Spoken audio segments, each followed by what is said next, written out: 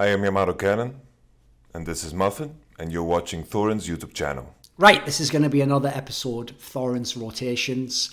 And for this one, spoiler, we're going to talk about semis of Worlds, we're going to talk about the final of Worlds. But the key thing is, the two guests that I have for this episode, technically Peter is actually a co-host because he did agree to do some episodes during the off-season, you know, get that content grind going, keep his name up, keep the value up there, you know, because you get the right offer. No, well, the key thing I was thinking is this. You know, everyone's doing that like shit meme at the moment where they're like, how it started, how it's going. Like, you two are perfect candidates for that because all you need to know is this. Peter went from being someone where I only found out about him because he was one of those like Kelsey Moser insane Rolodex dives where she's like, right, I've asked 15 people for the episode. No, so there's this guy who's like coaching in Brazil or something, and you're like, I used to just be like, whatever. I mean, if he's available, yeah, just fucking pop him on Skype. And all you need to know is he became like head coach of a team, director, whatever, that went to Worlds. At one point, looked like it was going to win LEC. Don't want to bring up any bad memories there, but you did look like you were for a while. Didn't happen, but whatever. Listen, for a few weeks, it was looking good. Similarly, though, people might not know this. People now might know Clement if they know, like, the LPL broadcast. He's obviously, like, the lead caster there. But he's another one. He was a Monty Rolodex dive, where Monty was like, I know this guy who sort of knows stuff about LPL, and he used to coach Nip, and I was like, holy shit, what? Nip? Nah, the one that was in Challenger and like wasn't that good. Like, all right, that's a bit more disappointing, but yeah, I mean, I guess we can have him on the show. So you guys are doing great. Your careers are going awesome, boys. Thank you for the introduction. That was really warm. Yeah, thank you for the introduction, Thorin. I'm jobless at the time of this filming, but fingers crossed for next season. I don't believe that will surely be the case. So listen, like without giving up our way too much, I'm assuming you've had like quite a bit of interest. So something good for next season should be coming. Fingers crossed. Okay. So one of the reasons I wanted to set up this specific actual pairing of people to come on the show with me is, as I've been watching Worlds, I already knew when I saw the bracket, like, sorry Fnatic fans, you were never going to the final. Like, it was going to be, I actually thought personally top or JDG. I mean, obviously based on the way the LPL went.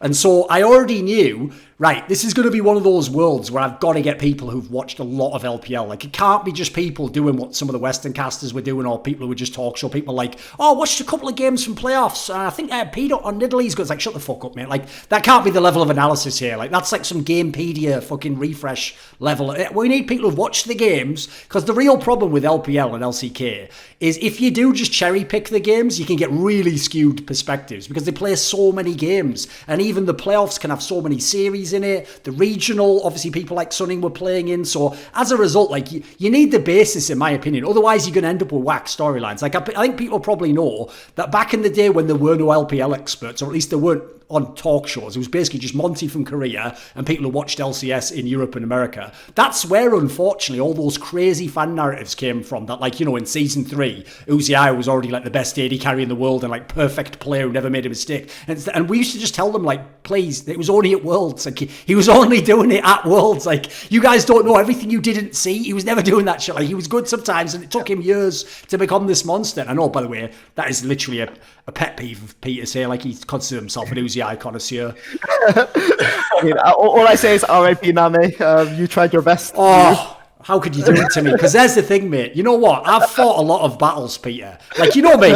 I won't ever give up on Froggen, on fucking Forgiven, on some of them that I really appreciate. I'll always keep that battle going. But you know what? Even I realised after Uzi won the championships, like, I can't keep bringing up Name from like 5 years ago. Yeah. Like, people are just going to tell me I'm a fucking boomer in League of Legends, aren't they? Like, but I agree with you, mate.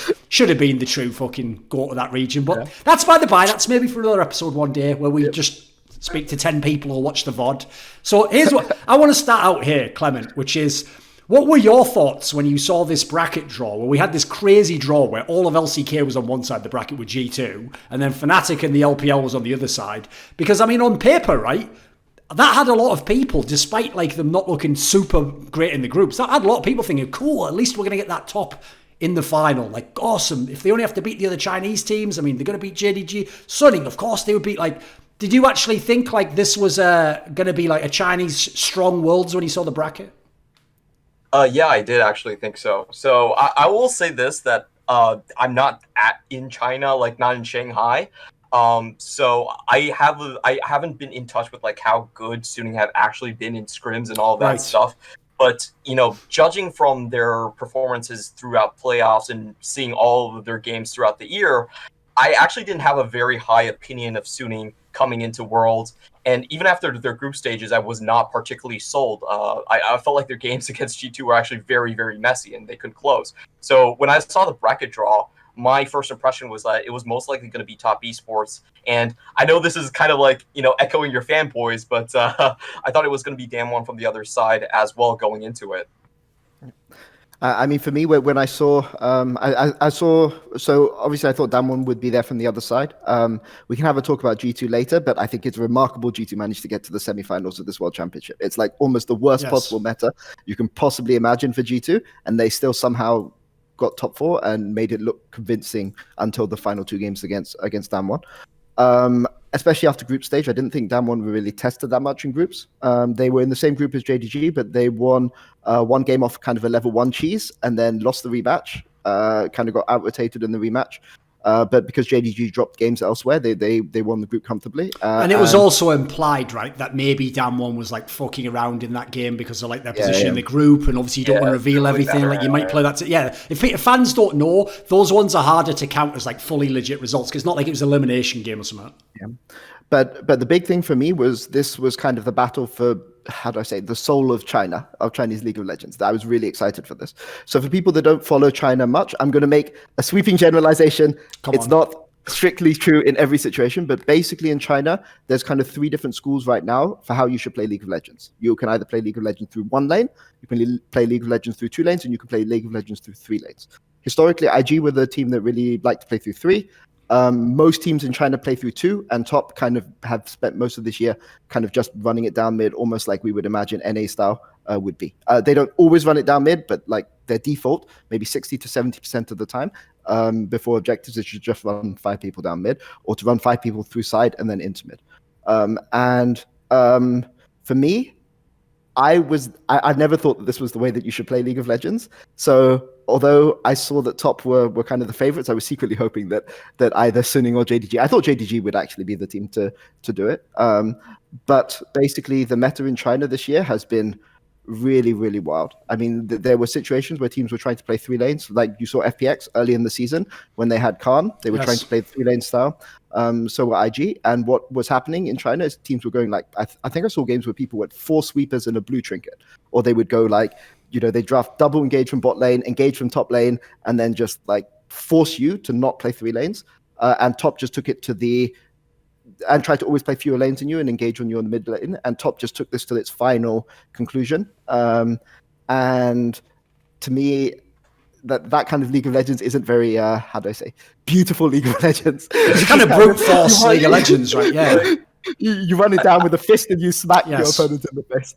I'm very curious about the aesthetics, but I'm going to leave that aside for now. And I just want to kind of echo maybe and bounce off ideas about like from how I see things and kind of explain some of this to our viewers. So the way Top Esports kind of plays is that they are a team that are defined, like I think most top teams are actually defined by what they cannot do, like their weaknesses. They play around that to a large degree. And what Top Esports does is that they actually don't really have much engage on their team.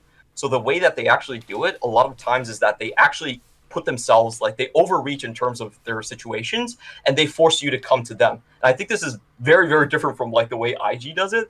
IG knows that— You're talking about tactical inting there, Clement. Like yes. Okay. What IG does is they try to leverage their mechanical advantages instantly. They head straight for your jungle. They try to look for fights. But what Top Esports does is different, and it's kind of the opposite, is that what they try to do is they try to make sure that that mechanical gap is as large as possible, and they sit in front of places where they should not be, and they dare you to come into them. Like they do this a lot, and you can see the Fnatic games and like the DRX games where they do this. They're basically 5-man in the mid, and they're poking at your tower, and they're saying like, please engage on us. Please engage on us. We can't do this, so how about you be the one to take a try it? And in fact, this is why Fnatic, for people that haven't watched that much Top outside playoffs, this is kind of what Fnatic were able to exploit to make the series close against Top. So top, one of the ways that top will try to make you engage on you is that they'll give up early dragons and they'll just take Herald, for instance, and they'll try to snowball and that kind of thing. And what Fnatic did is they took their free Drake, they gave up Heralds, and then instead of fighting later Drakes, when top would just group as 5 and go into Drake, they would just say, okay, have your Drake. We're just going to take all your jungle camps top, we're going to take your mid tower, we're going to take your top tower. And this kind of worked for 3.5 games, and then it stopped working. But this was, to me, like, in a sense, I'm glad that top lost, because it kind of shows that the teams were able to finally adapt to it. But it's just interesting that this is kind of the way that things have gone. I mean, JDG in their games against top this season, especially in the finals, they would try to play 2 lanes all the time, and top would just be there as 5, just sitting in their jungle or sitting in their mid lane and just pushing all the time, until JDG kind of lost their patience and ended up losing that series. So it's a really, really interesting clash of styles to me on the LPL side.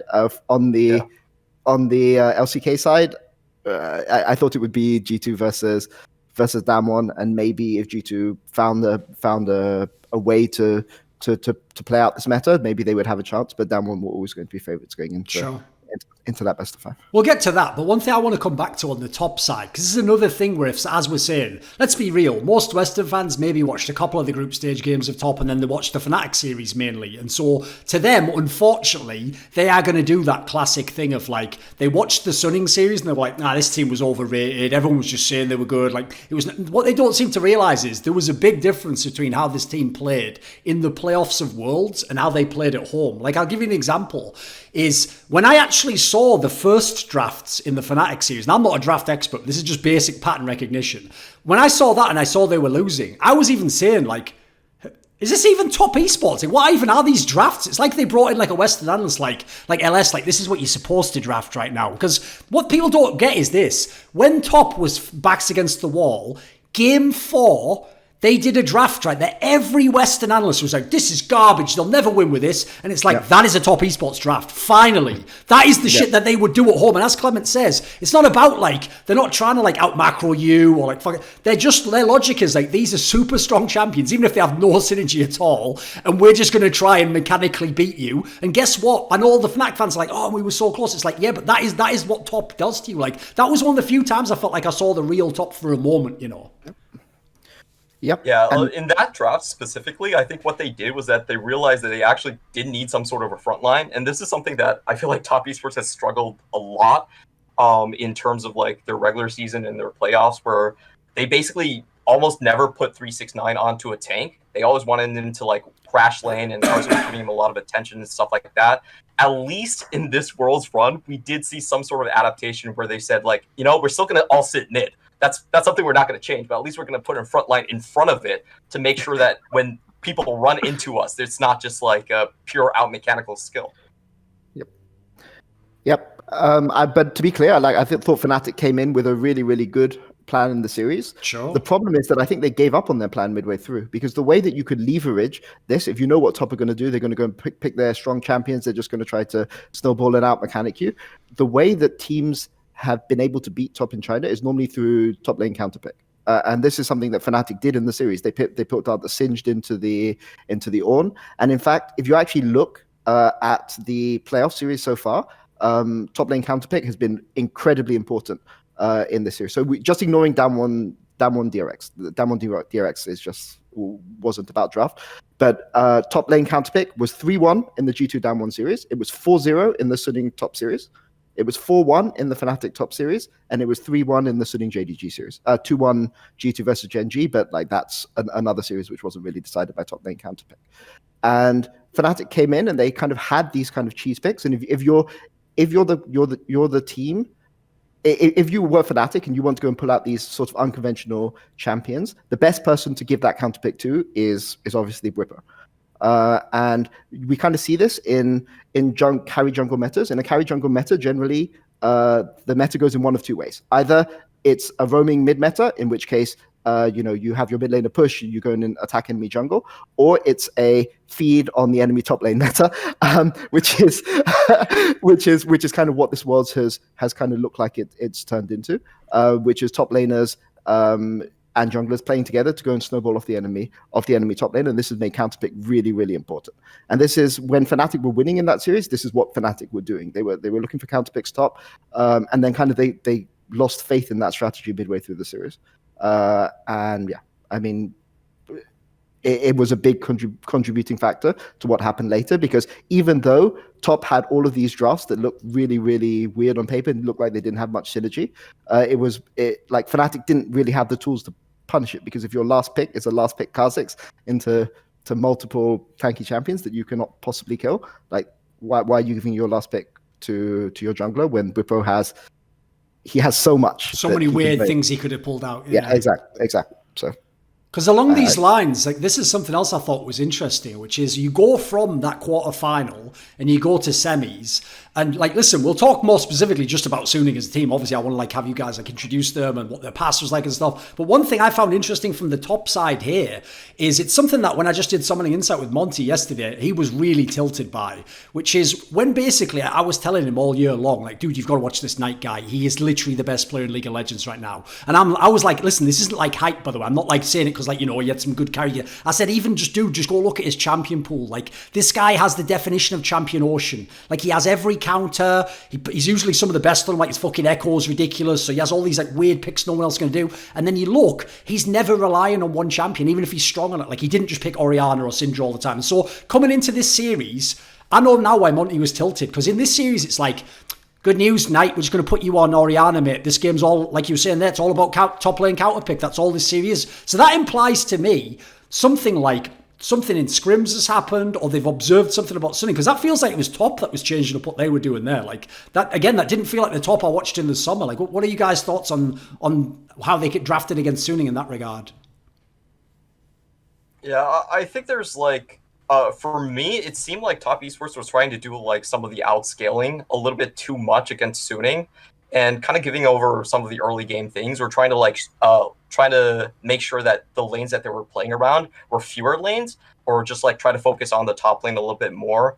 And I don't really think this is where Knight is actually at his best. I always kind of seen Knight as the best player when he's in a split push position, when he's able to kind of chop down turrets really fast and try to go into a 1-3-1 style, where he doesn't have to make too many big decisions in terms of like, does he have to join a team fight or not? I actually don't think decision making is like one of Knight's strong suit. I think his best area of play is going into 1-3-1 and having him match up against multiple enemy players, where he can draw a lot of pressure for himself and make sure the team can kind of snowball somewhere else. And yeah, I was kind of surprised they didn't go for that. And I think, what would you rather have seen him on then? Are we talking like a Carly, LeBlanc? What are we talking about? What champions would you rather have seen him on? His best champion for sure is the Echo. Like, historically, I think Echo was kind of his best champion. But throughout most of the split, what he has been playing a lot was actually the Syndra, just to get advantages with Karsa. Like, I think when Knight's on Syndra, him and Karsa are probably like the strongest 2v2 duo by a very, very long shot. And you can see in this series that, you know, Suning took that away from every single game. They made sure that they never got the Syndra, and they never got the mid jungle perfect scenario that Top Esports was very comfortable playing with. But I didn't really expect the default to then be the Orianna, which was a little bit safe and a little bit too much on team fights. I will say this though, like traditionally, like one of Suning's biggest weak points has been sort of the team fighting aspect. And if you look at this series, I think Karsa did a very, very good job to pull Top Esports into a scenario where they had the better team fight compositions. And put themselves into a Dragon Soul point, but they still couldn't convert those team fights into wins, which was very, very sad. But it was often down to individual outplays. So they said, I think Karsa actually had a pretty good series, but he got them into these positions, and it would just be like an insane Jarvan engage from SofM, or it would be like a really, really good flank from SwordArt and all of this, and they would just get the outplay. And even if those situations were maybe 60-40 top favored or things like this, and that would just swing the game. The other thing is that in regular season, back in LPL, top spot lane has been one of the best 2v2 bot lanes. They play super, super aggressively all the time. They will punish you really, really hard, and teams haven't been punishing that hard. But at Worlds this year, especially Fnatic, they were punishing top really hard, and I think Suning also did that a lot. Like it was remarkable to me because they gave Knight Orianna, so they didn't really have to go mid that often, and SofM was just camping both side lanes, and he was just going really hard, ganking top and ganking bot, and I think that top weren't really used to kind of this amount of jungle attention compared to normal, and they looked off as a result because they didn't have Jackie Love, who's talked about as one of the main shot callers in the team, being in a position where he had the lead to be able to go and carry and micromanage his teammates around the map, and it made cannot remember the name of the support. Yeah. Like, no one on the cast actually says it correctly, but I'm sure you can. It's just his name just escaped me. But he looked really bad because he looked like he was inting. Yeah, of course. Yeah, but it's because they were playing really aggressively, like they always did, and he was the one who was throwing himself in the way so that Jackie Love could get out of lane without being too far behind. And this is something that Fnatic really did to expose there's something that you could do. It's something which FlyQuest did actually as well in groups. So it's just I think teams took a long time to figure out top, because remember top as a team have only been around for 1.5 splits, because spring split that they weren't there together, and for spring playoffs, like Jackie Love had just joined and it was a new team and they were still finding out their style. So there wasn't that much like video evidence over what you needed to do to beat top. And I think this was kind of the breaking point where teams started to work out, okay, if we go in, let them go mid as 5, go into Drake, and then we go and cross-map them. Or we go and punish their bot lane, who's always playing really aggressively 2v2. This was kind of the breaking point. And maybe if Worlds had happened, with fewer games, or maybe when LPL playoffs were happening, then maybe teams wouldn't have been able to figure out top in time. But I feel that they kind of were figured out in this World Championships. So yeah. One factor I found really sad, actually, is obviously everyone knows the storyline with, like, it was going to be SwordArt or Karsa would make the finals. And if you know, like, the history of the Flash Wolves, which I always used to think they were the coolest underdog team ever because they used to literally smack the best Korean teams around. Now, listen, they were underdogs, so they didn't win the tournament, of course. But, like, in the same time when nobody from the West would even win a bloody game, these guys would always give you, like, the chance that they could. And obviously, Karsa was a main part of that. And everyone knows SwordArt was, like, the mad life of the LMS. Like, it was such a cool storyline. But this is the brutal thing. When you came to the playoffs, it looked exactly like you were describing earlier. This tournament was all about, like, the carry junglers, obviously. And when we got playoffs, it was like, this is amazing. We've got all the best junglers in the playoffs. It's like, right, let the best jungler win. I've got to tell you guys, listen, Canyon is amazing. He might be the best jungler. Let's see. He might win the tournament, yeah. But Karsa I don't even know what this guy did wrong in these playoffs, guys. Like, he looked like he was really good in both series. Like, I feel really bad done by him. Like, I feel like in this series, particularly the Suning one, I mean, he couldn't do anything. Like, he was just dragging corpses around with him. I mean, the problem is that people always remember the highlight play, and the highlight play they will remember is in the final game, Karsa going for the engage underneath tier 1 bot tower to try to make a pick before the Dragon Soul, which was literally just out of desperation. I have to do something. Yes. Like, nobody else is doing anything, and that was kind of the breaking point. And obviously, it ended badly. Suning got the soul, and then the game was over. And I think it would be a massive disservice to Karsa to just remember that moment, because he had a really good... The Jax Counter-Strike meme, I kind of remember that one. It was all over Reddit. That was the counter to their entire team. That was the joke, wasn't it? Yeah, the dodge or whatever. Even though that's not even in the fucking game anymore, but yeah. Come on, Clement. Wax lyrical, mate. I want to hear about Karsa. Come on. Yeah, so I think Karsa versus SofM is such a massively interesting matchup because the way it worked in the playoffs was actually completely different. Karsa was the guy that was on average down 25 CS in that series, and he was the better jungler, like by a very, very long shot. And he was doing this by just getting ganks and ganks and ganks over and over again on his lanes, to the point that SofM, even though he had like 30 CS leads, in the final game, SofM was like, you know what, I need to do Skarner. I need to be able to do something and actually make an impact with these games on a champion that is like you point and click and something happens to that degree. So I think it's kind of sad that I think Karsa walks into the meta where it is even more defined into SofM and Canyon's favor like that. And I have a sneaking suspicion that if Karsa and the rest of top esports were on a better day, and he had a better result with his teammates, then we might be talking very differently about how like some of the jungler matchups actually went to, which I think is something interesting where like Peter laid out like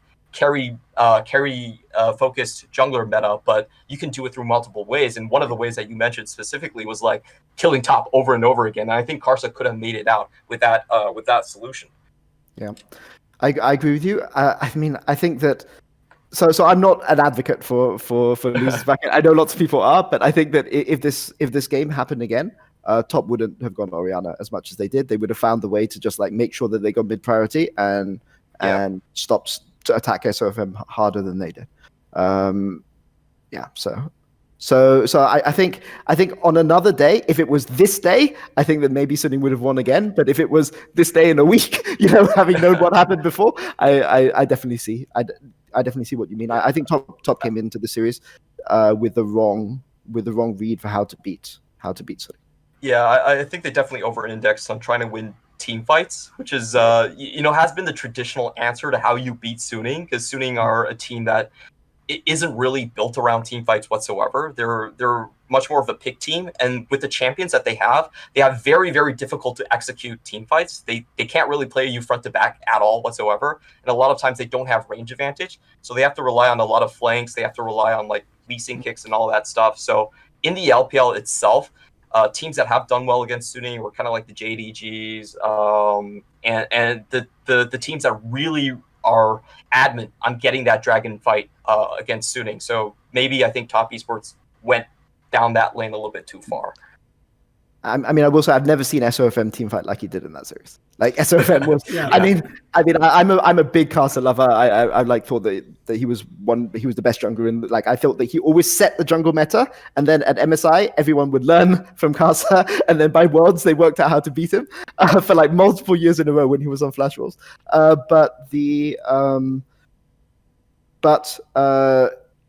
This is like. I'm glad SofM finally got his chance to shine because he's really done his time. This was kind of like his Uzi Worlds buff, right? Like he just really went supernova this tournament. I mean, yeah, but more than any other player, I mean, he's been on some rough teams, and he's never. Well, I mean, I haven't seen him complain that much, but maybe I don't speak Vietnamese, so maybe I don't know. But he's done his time.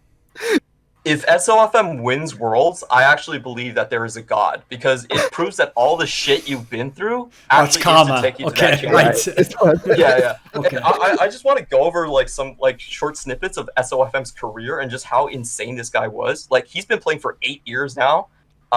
He started when he was 14 in the VCS, and he was basically in prison from the start. And I honestly see SofM and what he is today as kind of like a Da Vinci. Like you're never going to get another SofM because this guy is the only player that's played all 5 positions in a top tier league, or the GPL, if you count that as top tier league or not. And he actually played before the age restriction. And the craziest thing is like after being in like full Lewis prison for so long, Riot basically just hammered him from the sky and said that you can't play unless you're 17. And the craziest thing is that he actually faked his own age. Like he told his mom that no, I was born in 1997. I don't care what everyone says, and he continued to play until he got caught. So they basically figured out that he was actually, he was faking his age, and they had to make him quit. And as bad as that sound, that was actually the biggest break of his career, because it's during that period that he actually reached top 10 in Korean ladder on some like ridiculous playing like 70 or like 80 ping or something. And that's when a lot of interest started pouring into him as a player. Like everyone wanted to get SofM, and he chose Snake. I always like watching Snake. Snake were close many times. That's true. Well, that's why I made this point on a different talk show. That's the angle people missed. Like, listen, everyone thinks they can do narratives, but most people just use the really obvious ones. It's like if a little kid was painting and they just use primary colours, they're outside the lines. Like, there's actually a skill to narrative. So, when we were coming into this Worlds, and people, like I said, they heard all the hype about Top, and they heard about Knight, the best player. That sounds awfully familiar to EDG and Name, and it's starting to parallel that infamous Worlds back. That was like season 4, but the Worlds one, obviously for China, was the season 5 one, right? The one with LGD and those guys. And everyone remembers because China failed. I even said if you guys are going to reference that, how can you not go one step further and reference that the team everyone who watched LPL thought should be the third team was Snake, who had fucking SofM. So if anything, this is the redemption of the season 5 failure of China. Like, this is when it all comes true. This is when it's all amazing. Yeah. And by the way, if Sunning somehow wins this tournament, I'm telling you right now, I've looked it up. It's the best Worlds run ever. Look who they beat. The 3 favourites. Xinged top and then down. That would be unbelievable if you can pull that off as a team that no one had winning coming in. Sadly, I've seen this anime enough times. I mean, the letdown is coming. They're going to get smashed. Put it this way: Ash Ketchum's done so well so far. I'm sure he's going to beat Gary Oak this time. I know what you mean, Peter. It feels like the climax is not going to be fun. It's like the best feel-good story. You've got Juan Feng who overcome everything. You've got it's SwordArt's redemption arc. It's SofM's redemption arc. It's like Angel finally proving that he deserves to be mentioned in the same sort of sentence as all of these other guys. And yeah, I hope they see it through. I hope they see it through. But yeah, I would just go back to the start of the year and kind of tell everyone where Suning started, because I think they really shouldn't have come to be such a good team.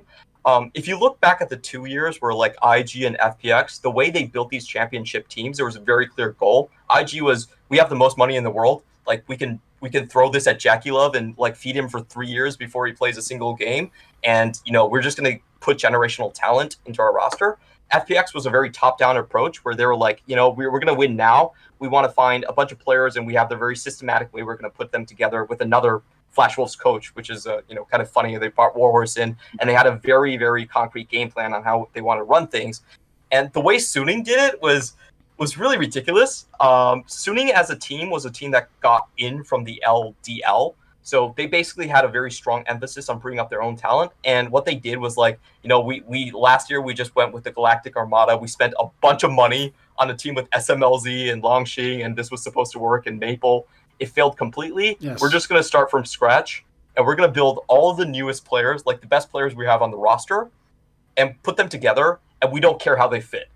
And that was one of the things that I think people really underlook and why they had this kind of an arc where you could see instantly that they had great players, but their record never really reflected it until the very, very end of the split, until they were finally at Worlds, was that they had a very explicit approach where this was supposed to be a work in progress. And somehow it accidentally overshot their expectations by a very long margin. I mean, to me, it was kind of when Bin and Huanfeng finally hit their mark. It's they were kind of, there's a tipping point with every team, and you could kind of see it boiling up and boiling up and boiling up, and then finally they hit it, and it was, LGD helped them a little bit. Yeah, they gave them confidence for sure. They gave them confidence for sure. Yeah. By the way, I appreciate your point there as well, by the way, Clement, about getting the Flash Wolves coach. Because if people don't know, the coach of Suning also a former Flash Wolves coach. It's I used to say back in the day, when I referenced that they were the only team that wasn't basically from Korea that could beat all the big Korean teams. I used to say, why aren't people studying this team? China's smart. They just went and bought the fucking coaches. Even better, you don't have to study, just get the guy to teach you directly. There's a logic to that. But we had this conversation I think a few months ago, Thorin. But it's Flash Wolves were always this team that played mid jungle into sides, and then FPX, who were playing that style, won Worlds playing that style, and then they brought in Khan, and then they didn't play that style anymore, and they swapped in Gimgoon, and then it was too late. So I mean, I don't know. I don't know whose call it was to make that change. I would have loved to see FPX at Worlds in this meta. It would have been really, really interesting to see them. But, yeah, a little bit. How would you compare Clement Huafeng at Worlds to how he was in LPL? I think the big thing is that the team understood how to play around him in team fights a lot more. The craziest thing about Huanfeng, and this is a continuation of his sort of abandonment story from his parents, is that SwordArt kind of abandoned him too. The way Suning played was a...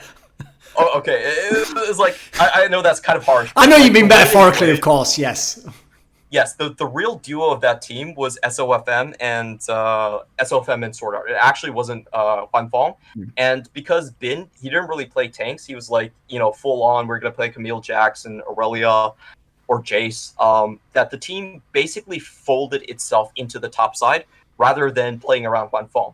And that was like a very weird thing because visibly you could see Huanfeng was probably their best team fighting player. And it also affected Angel a lot. Because Angel, if you look at the previous split, he was playing like his most play was Akali, but right now they didn't have the resources to give him 1-3-1 anymore. So he shifted. They shifted Angel to also play for topside and play for tempo with SwordArt and SofM. And that's the fun thing about this Suning team. Like we call them the confused sophomore album because they have so many. They have a lot of strands that are going on, but they don't really fit together. Typically the way a team plays is that you have the best player on the team, you play toward that side, you make that the strong side of the team, and you try to build through that, and maybe you put the weak side on scaling, and you fold the weak side into team fights or late game later on. Like, that's the prototypical answer of how you play a team. And what Suning did is they don't really 1-3-1 because Angel doesn't have the resources. They have this pushed in lane that they keep at tower, and they have Huanfeng farm it, and Huanfeng has to run cross map to join fights at times. And then they have Bin, who's playing these really bruiser champions, but throughout most of the split, he actually wasn't good enough to find good collapses into team fights. So the way that they would fight was really, really weird. It was basically that they would fight around Bin, and Bin wouldn't come to the team fights, even though sometimes he would have split push advantage, and they would have Huanfeng come from a lane that they were freezing, cross map to join the fight. And a lot of times Huanfeng would be the one that a lot of enemy teammates members would be chasing after, and then they would switch targets to try and protect Huanfeng. So it was Suning was actually the team in playoffs statistically that was most likely to give up leads. Like if you put them against strong team fights teams, a lot of times they could not hold on to their team fight leads throughout the Drakes and stuff. They would actually start losing the games. But this time around, I think they were actually doing, what's the more conventional move is like you move into a team fight with Huanfeng already present, with SwordArt around Huanfeng in that general vicinity, and then you have Bin who can finally kind of manage good teleport flanks and come into the team fight at exact moments to great effect. I think that was their biggest improvement, that they could actually team fight in a much more conventional sense. Yeah, and also they were earlier on objectives than they were in LPL. I mean, this is to be clear. This is why it's such a big deal that SofM went top more than he went bot in the series against top esports. But it highlights what a big, like they've switched their fundamental style of play, and also they made sure that they were in position to contest top on the mid wave that top wanted to contest, whereas top in playoffs were normally on the previous mid wave before Suning and into Dragon before Suning could do anything about it. And this time Suning made sure that they were one wave early and contesting at the same time. So I think they adjusted, and we have to give credit to Suning, players, coaching staff, scouting staff, whoever's responsible for making those adjustments, because the Suning that was in LPL wouldn't have won against them. What about, actually, just before we leave this series, one other question I had was, we haven't mentioned 369 specifically much, so I had a question about him, actually, which is, when everyone was hyping the best LPL top laners, obviously Zoom got the majority of the credit. Unfortunately, because he kind of just shit the bed at that MSC, it meant that fans only watched that. They were like, this guy's overrated. It's like, well, he isn't, but like, he just had a bad series and most of the time there. But so the question I have about 369 is, I've often mentioned this because a lot of the Western people never got this meme. Because if people don't know, Chinese esports memes are fucking... It's like French aged wine. It's the best shit available. Like, they know what they're doing. Like, that whole region. So the meme about 369, if you followed his play enough, is so fucking amazing. Where it's that he's like a guy rolling dice and it comes up 3, 6, or 9. And it's like, that's such a fucking sick... Because if you watch him as a player, my problem is, I feel like the people who hyped him as the best top laner, they only saw the games where he rolled the 9. And also, if we're talking about the way top esports played like this, think about it. Their bot lane is hyper aggressive because that's just the way Jackie Love always plays. Like, he's not aware that actually his solo lane is supposed to be good in any of the last 2 teams, apparently. He thinks it's about him. He really does think he's Uzi Eye. Like, I love it in a way, but it's also mad. Then you've got Knight, who, like we're saying, is a champion Ocean, is always like winning lane. Like, at that point in time, like, I feel like 369 like benefited a lot from some of that. Like sometimes he's just on an island with the other top laner. And in LPL, if people don't know, another detail that a lot of Westerners missed, the reason why I was very harsh on LCS top laners is they would have a pool of like 4 whole champions for the top lane. And then I would go look in LPL and there was like 1 million counters to every one of these and they don't play any of them. And I would be like, how are the people just picking Volibear every time? What is this shit? Like people were doing weird handshakes. So what do you think of 369 at Worlds? Like, did he underperform? Where was he at, Clement? Come on. I actually felt like he was better than the majority of the split. I actually felt like he was pretty steady, and he also branched out, even though like not by a huge margin, to the picks that were like Ornn and Sion, where he could hold steady without jungle intervention. I think that was a huge thing. Throughout most of top esports existence, a lot of times they always kept another player who was called Moru on the sidelines to swap him in, because Moru was a team fight player that, you know, you could just put him in and give him no resources and he would be fine. And sometimes you needed that in series where the resources had to go to mid priority or bot priority. And I felt like 369 actually came in quite steady, especially in the series against Fnatic, where I feel like he held his own for the first 4 games quite well, and he didn't really need that much attention on stuff like the Sion. Like if you go back to his normal regular split stats, a lot of times that he basically would draw jungle attention and he would demand it, because if he didn't get a good game on carry top laners, then he would be pretty useless. And that's also kind of where the meme comes from. It's basically if you're with 369, you ride or die. And right. Throughout this world, I don't really think that was the case necessarily. So I actually see it as kind of an upgrade. Okay. Yeah, I mean, it's worth saying though that he got counterpick like a lot. Yeah, and in the games where he got counterpick, he looked really, really good, and in the games where he didn't get counterpick, he didn't actually look that good. But top were trying to funnel counterpick into him, so I think that has to fit into it as well. I will say that his Renekton game, what was it? It was game 3 against Sinning, right? Where he played Renekton into Jax and got murdered 1v1. Oh yeah, did you see the pro view? Oh, that was amazing. Actually, yeah. I didn't see it live. But I got a video recording of it afterwards. But for people who don't know, in this matchup, generally Jax will be able to win trades early, and then he'll bounce a wave off your tower, and then normally you want to, as the Renekton, to dive Jax on the bounce back. But he just stepped up really too much. Got chunked to almost 20% health. Called Karsa into his lane, so Karsa had to show himself. Then Karsa got invaded, and then they both got dove, and then the game was completely over. And so I mean, he did have some of those really awkward games, but on the games where he got counterpick, he was actually okay. But you had to give him counterpick. Yeah, that's kind of how he operates. And I just want to point out in the pro view, there's this one trade where Bin actually destroys him really, really badly, and it was basically by walking back into his minion wave and waiting until like Jax dropped the Conqueror stacks. He saw the 2 stacks drop. He got the extra stack on auto attacking a minion with the passive. Extra attack speed went right in, and that trade was huge. Like that trade actually went like 150 HP into the Jax's favor, and he just started winning the lane, which was pretty insane. This is also. Sorry. Yeah. I mean, usually people don't really see the Jax as a Renekton counter. In fact, if you listen to the mic check, even the coach was kind of worried about that pick. It was like, I'm not sure about picking Jax into Renekton. And it was the teammates urging him on. It was SofM that shut the coach up and was like, this is a game that he gets his skin. Let him pick it. And it was like, okay.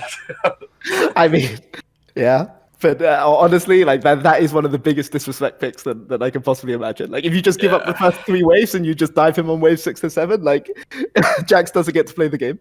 But fair enough to him. I mean, 369 played it incorrectly, and he punished him really hard. And like you have to give credit to Bin for that, because Bin wasn't really hyped that heavily coming into Worlds. No.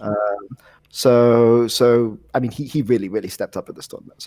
So credit to him. Because one thing I hope people are getting from the way we've characterized this is it's like I said on Twitter, it's like one of the reasons why, even though, listen, in isolation, if you look at Fnatic's year, I totally get why they were hyped and they were like, wow, we were in the series. But it's like, listen, boys, you lost to Top on their worst possible day. Like, they've never looked as bad as they did at times in that series. And I think actually in the playoffs, they generally, like we say, they didn't look good. So the fact that they were even in position to still go to the finals, like that's how good that team could have been. Like if you saw them. So as we're describing here, people might think, why was anyone hyping this team? Listen, like the 369 guy has to have the carry, the counter pick, the bot lane plays aggro. It's like, yeah, but that's the whole thing, is like, it didn't matter. They are a mad, brittle team. Like, if 369 gets his shit pushed in, that's why, as you're saying, Clement, like, they used to just have a sob and just take him out. Like, right, he's tilted, get him out. Like, he'd come out, and then, as we're saying, bot lane just plays up. But, like, if you have Knight and Karsa the way they played in LPL, it doesn't matter. Like, it's just game over. That was the meta, right?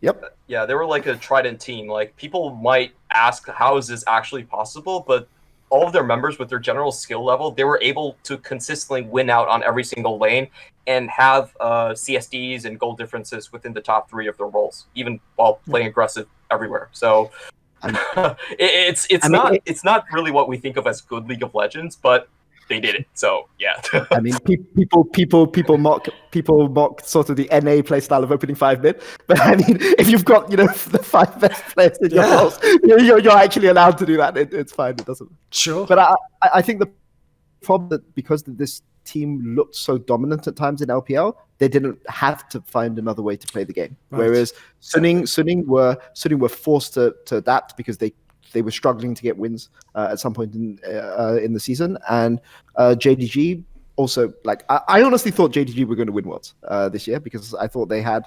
they could have beaten Top on another day in the LPL finals. Yes, of course. But Suning have beaten both of them now, so fingers crossed for the final. It's really interesting because I know we're about to talk about Damwon soon, but this season. The finals is going to be played in front of a live audience. Crowds in China, especially at international events, are crazy, crazy, crazy loud. And I mean, it's worth saying that Suning didn't do so well when they were playing in front of a live audience in spring. Okay, they improved a lot as a team over the course of the year. But it's worth saying also that Damwon, I think when Damwon were playing in front of a live audience, they were either 4-5 or 5-7. I can't remember whether it was week 4 or week 5 that Korea went online. Full online, but basically Damwon had a bad start to spring as well when they were playing in front of a live audience. So if anyone's telling you they can easily predict this final, yes, this is basically, Peter, I can pick this up for you. This is something I brought up on Summoning Insight that a lot of people wouldn't figure out because it's basically an intangible. It's not something you can metric, which is basically, I had to point out to people, one of the reasons why actually, in my opinion, G2 can play so amazingly against these Asian teams is they don't have the same cultural pressure. Like, we just say, oh, cool, you did a good job, but they can even fuck around in the game. I've told people this, if you come from China or Korea, it's not literally life or death, but metaphorically it feels like it. And so, and the fact that people would never think about, Peter, is what you're saying here, right? They're also going to naively think, right, so what you're saying is it's Suning favoured because they're going to have the home crowd. I think the opposite. They are rookies going to be playing in front of a Chinese crowd in China to win Worlds. For, like, that is insane pressure. You can't put more mental pressure on someone. Having knocked out the number 1 and number 2 seeds. Oh, yeah, which makes it unforgivable. Yes, to lose. Exactly, I mean, right. You better win. I really hope I will. Oh, yes. Man. No, you're right. That it will be seen as a national angle of like, well, you beat Top, who was supposed to be the one who won, if not. Yeah, and JDG too. Yeah.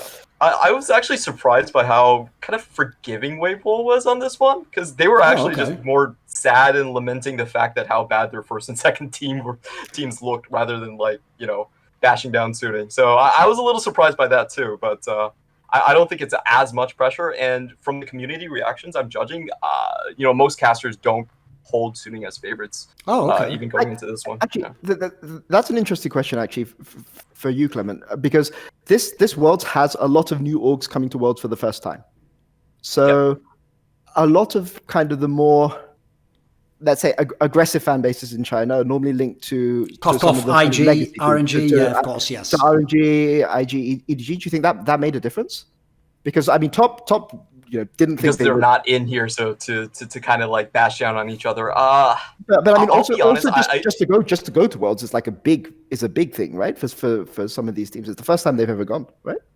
Yeah, for Suning, it's the first time. Like, they've never gone, and honestly, they don't really have a fan base in China. So it's kind of the first time that they're getting that kind of glow and glamour. So I think there definitely is a honeymoon phase when there's someone unexpected kind of stepping up and actually adding an extra team rather than, taking away something. So it is surprisingly warm this time, even for Weibo standards.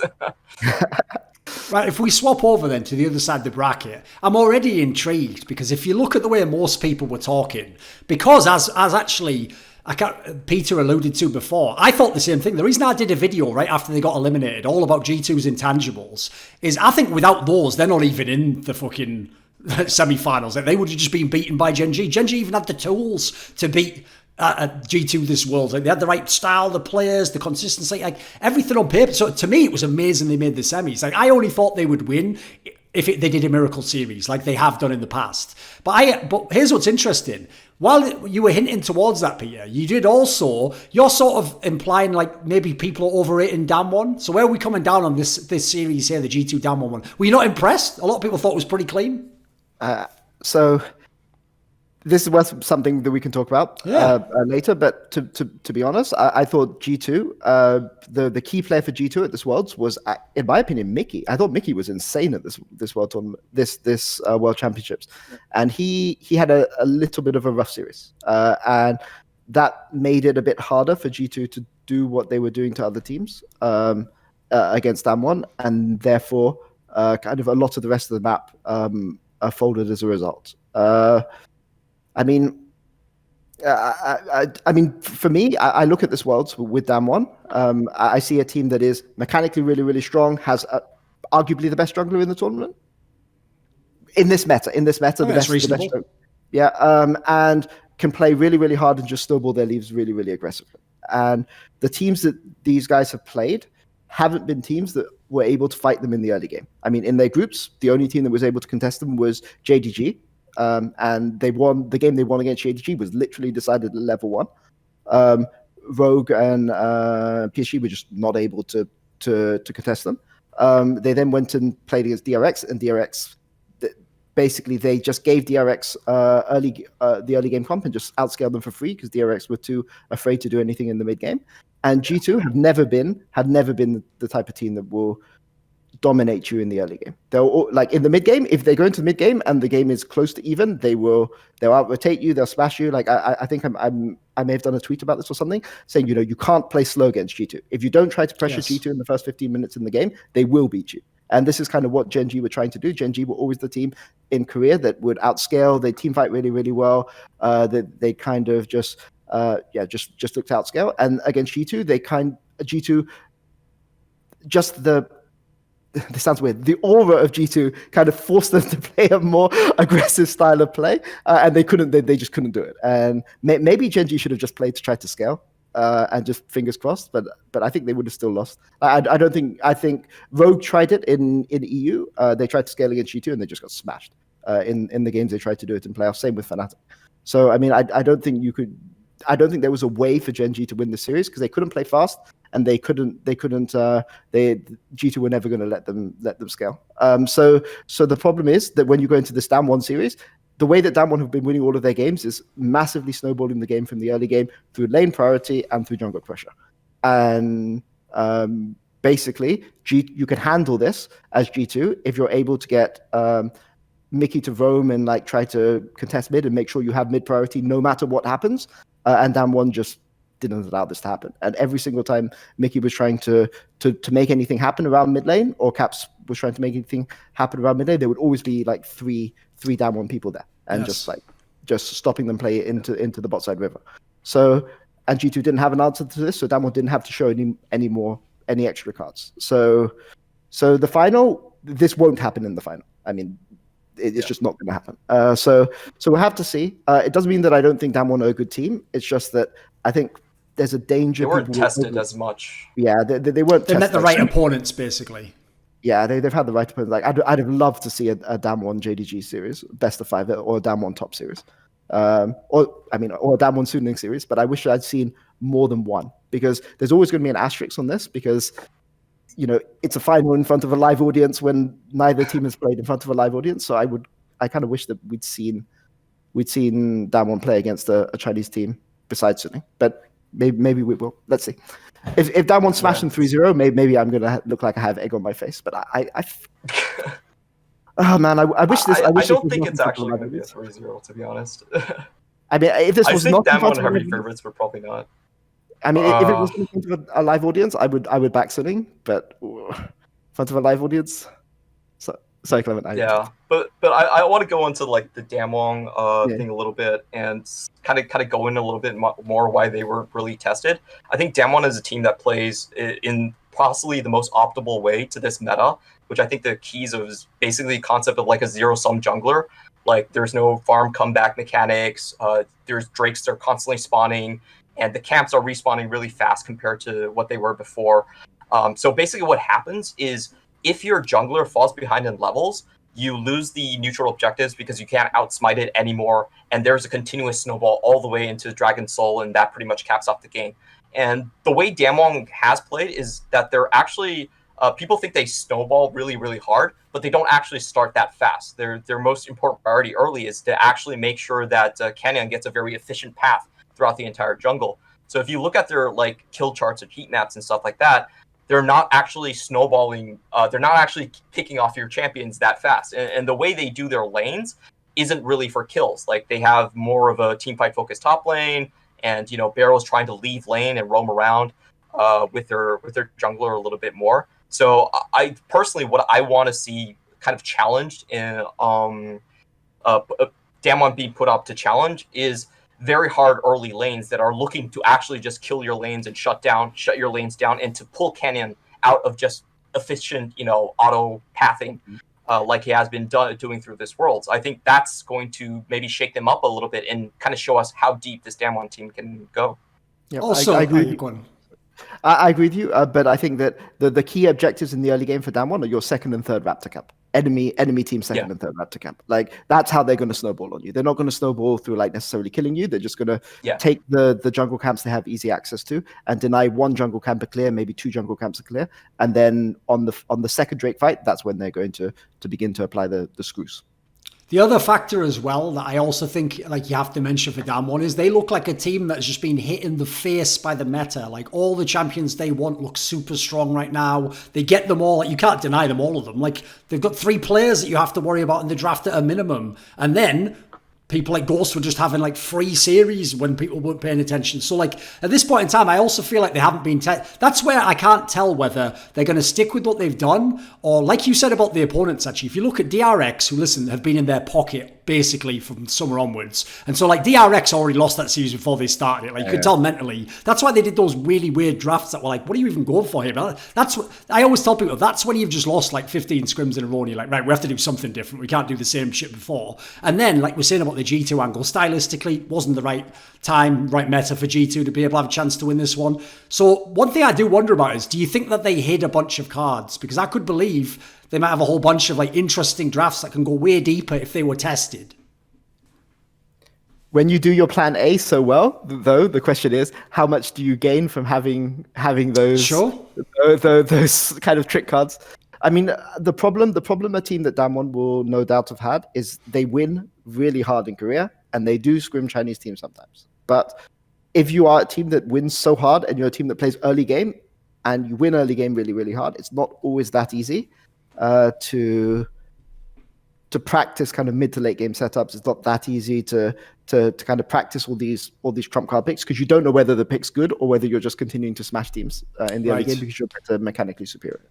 So I think they definitely got trump cards. I'm 100% sure they've got trump cards, but I wonder how effective they will be. All I will say is that Raptor camps will be fought to the death over it this season. For both sides. SofM is not going to let you take his Raptor camp, even if he has to fight you 1v2 for it. Yeah, and I just want to jump on your point. Is like that's the thing that I also see Damwon having being heavily favorited is. If you look at the way that Damwon has lost games in the past, it has been through, like late game team fights. They actually can't match the other team, or the other team has a better team composition built for that, or they're more comfortable with that sort of a style. A team like JDG actually felt like had a good shot from that angle. Yeah. But the funny thing about Suning is that I don't think Suning themselves have a clean mid to late game macro game at all. So I don't think Suning is going to be challenging that from that angle specifically. I think it's probably a little bit more likely that they try to get some sort of a jump start in terms of the laning phase, or have some sort of like weird top lane counter picks that they can sort of punish these like Ken and Lulu top lanes that Nuggery is going to pull out. So I think that's the angle the series is going to go. But late game, if it does go past 30 minutes and it's not decided, I actually think Damwon's probably in the lead. Yeah, I mean, you're relying, like, I guess it's a bit like the series against Top. You're relying on SofM or Bin to just pull out something. Yeah. But it's not easy to do that against like that one. One thing you said on Twitter that was quite interesting, Peter, was when you were talking after Suning won the semi-final about a SwordArt. Now, the problem is, when I was referring to him earlier when he was on Flash Wolves, that was when he was in his prime as a player. If people don't know, he also, like, individually hasn't been, like, the best support in the LPL by a long stretch. Like, there's many players that people would pick much better. So one thing I thought was interesting that you made the point of, basically, is maybe the other teams don't know this, but Suning have effectively just hidden him. Like, the way that they've made the comps makes it just look like, oh, it's fine that he's on this champion. But, like, what do you think about this? Because, I mean, individually, he is really just there to be like the shot caller, captain, you know, one of those like veteran figures, right? He's not really like, he's not some monster support. Yeah, I mean, for people that didn't watch that much LMS, the most similar person I think that plays in the West to SwordArt is somebody like Igna, right? He's never afraid to go in. He's really, really aggressive. He's dialed it a bit back on Suning. Compared to what he was on Flash Wolves, but he is, yeah. I mean, by playing the style where they try to roam support as much as they do hide the 2v2. I think that's a good way to play against Damwon though. But yeah, if you put SwordArt on engage in the mid game, this is a way that they can win, because so for all supports who are trying to learn mid game. Like SwordArt, the way that SwordArt plays around like vision is insane. Like he will sweep one area of the map, realize that the enemy team is making a play on the other map and on the other side of the map, and use his earlier knowledge from his sweeper to just camp in that kind of bush. And sometimes he loses a flash and it looks really, really stupid. But it means that his flanking angles in team fights and especially dragon fights are really, really, really insane. I wish I had a map of League of Legends of the Rift to kind of describe it, but he often finds really, really good flank angles in enemy blue buff jungle on both sides. And I mean, he's made up maybe. Like I don't want to say SwordArt is becoming washed up. No. I mean, like he's making up for maybe his slight drop off in mechanics versus the rest by superior knowledge and superior positioning and that kind of thing. And it's really impressive to watch. The way that he hides his flank angles in team fights. Yeah, that's the thing that I think SwordArt is kind of put on a clock, because in the LPL, there's actually no player that's 26 years old. Like, you're just done for, and nobody wants to sign you anymore. And by the end of this year, he's going to be 24. So realistically, he only has 2 years left. And I think looking into Suning's trajectory, the scary thing for me is like they really want to get the most out of SwordArt in these 2 years that they have left with him.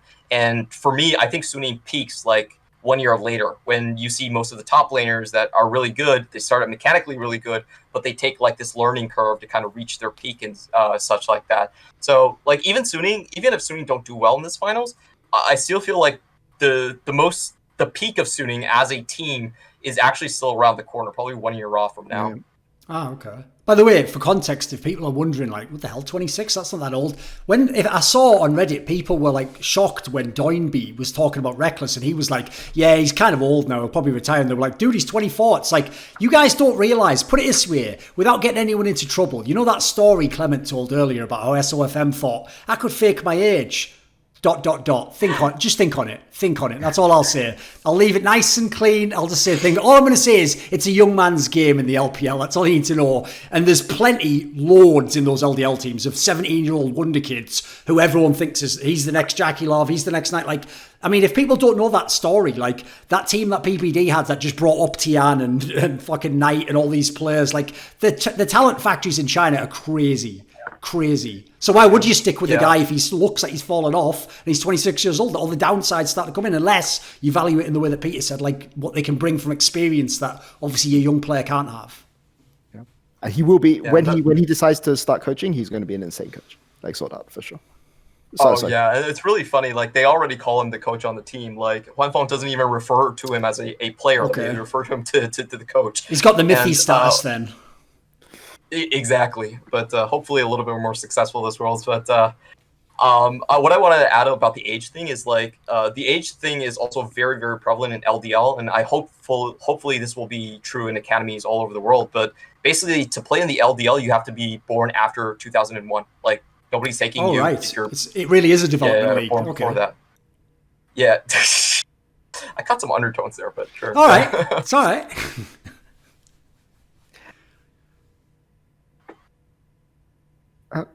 Just thought someone was going to talk. Just yeah. It's all right. I'll edit that. No, okay, so I mean, what Clement is saying is right, but I mean, it's worth saying Kaiser was a rookie, and Kaiser is now 21.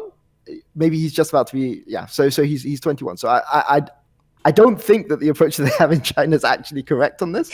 But hopefully, like SwordArt can show that people can continue playing even into the veteran. So it sounds ridiculous saying that a 24-year-old is like a graying veteran. Sure. But I mean that's just how the region works. So we'll have to see. Oh no, listen, I totally appreciate like the context of what you're saying there, Peter, because like every time Ashley came on Twitter, it's like, I'm bloody 30 years old, I'm an old woman. Like, listen, calm down.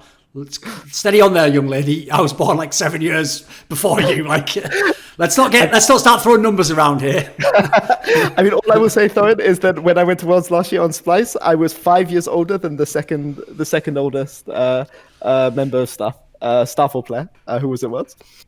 Luckily, that's one area though where you're fine though, because the good thing about coaching is, and this is one thing that I hope esports can stick around long enough. In sports, coaching is obviously an old man's game because it's supposed to be like a lifetime position, isn't it? You spend your whole life in the game, around the game, and the idea is then when you're the coach, it's not like now where, like, I mean, for example, Mac in your team, he's still learning, he's still a young pop, but he's already in a prime position. Normally, like, you'd be like way down the assistants bench, and in 5 years maybe you get your shot at the top, you know. Yeah, exactly. Yeah. For reference, I'm 33. For if you're curious, so like the second oldest guy was 28 at Worlds last year. It's a young man. I'm 31 this year. Oh, jeez. Yep. I mean, you'd have to be, otherwise you'd have coached Nip when you were about 15 or something, mate. So you'd have to be pretty old at this point, Clement. But actually, just around on the old person's game thing, it's interesting, the Damwon situation, because Naguri's contract runs out at the end of this year, right? I'm not sure. And I'm pretty sure both of the solo laners on Damwon, I'm pretty sure both of their contracts run out at the end of this year. Okay. Maybe they did an extension. I was just checking before Worlds. Maybe they did extensions, but you know, we were talking about Suning kind of finding they still have 1 more year to go. Like they're waiting for Bin and Huanfeng to really, really like hit their peaks. But you know, this may be Damwon's like last shot. So we'll have to see. I mean, I just make a. Well, put it this way, without being rude, I think people can probably guess if they know how quickly the organisation joined LCK and got to this point largely off the players. They're not T1. Like, they don't have like a massive war chest behind them. So like that's entirely reasonable that perhaps they'll go maybe somewhere else in LCK possibly. Yep. Or LPL. Or LPL maybe. We'll have to see. But I think there's a lot of things in this final that make it really, really fascinating from a narrative perspective. Nuguri's contract comes up this November, so straight after Worlds, actually. Yeah. And there are lots of people who, if you listen to the rumors, think that they are signing Nuguri. Right. I don't know whether they're right. But lots of people think that they're signing him. So we'll have to see. Right. What about what was the other angle? We wanted to do the Fnatic topic. You want to do that? Yeah. Okay. Yeah, okay. So even though we talk mainly about Worlds, like obviously the off-season coming up, we can speculate on that. And if people haven't seen it, there was some very interesting information, which is, I mean, listen, I know that the quarterfinals went awesome. So people want to believe, of just keep the same Fnatic players. But like, first of all, I will always say this. It's like when Misfits almost beat SK Telecom. As long as the word almost is in there, that isn't an accomplishment, I'm afraid. Like, you know what I mean? Like, there's no like, like you don't get a first place trophy when you come second that says, I'm almost finished first. It's like you came second. Like, you didn't. So, like, if that's the high watermark, listen, I think okay, I can't say even the most reasonable Fnatic fans. Like, there's not very many reasonable Fnatic fans, but if they were like me and they liked Fnatic, listen, that was the best you could hope for. It went well. To even be in position to win the 2 splits was kind of cool. Spring, they looked good. But realistically, you need some upgrades in some positions. Now, that is where we can debate. And obviously, it looks from internal issues like it's going to happen. It's just, the question is, who is it going to be? So where do you want to start here, Peter? What are you thinking about with Fnatic? I think it's interesting. So one of the things which is kind of a weight off my shoulders into this off season is I finally feel that because I'm no longer going to be in EU, I can actually talk about Fnatic. Right. Where are you heading, man? Can you give us a hint on that? Are you coming near me? Maybe. It depends where you are. Depends where you are right now. Listen, Clement, maybe he thinks he's getting the Guri. just saying. Okay. But one of the things which, if you kind of look, so I'm talking about this from an LEC perspective, right? And you look at how we approach G2 and we look at how we approach Fnatic, looking at the end of Worlds, moving forwards. As somebody who's coached in EU for 3 years, it's really, really hard to talk about Fnatic, and I basically have tried to avoid talking about Fnatic when I've been in EU for the simple reason that there's one of the two things which can happen if you talk about Fnatic. Either the majority of the fan base disagree with you and then they're going to flame you to like the end of the world, or they agree with you, and this is the really, really scary thing, because if you go and say something which is negative, it can really there's a lot of people that are very quick because of who Fnatic are and what the expectations are on Fnatic. Oh, they flame their own players. I mean, listen, Whippo and Hillesang found that out this year. They were getting battered this year. Yeah. But with arguably, okay, Reckless was pretty good as well, but they both had pretty good world championships, especially. Sure.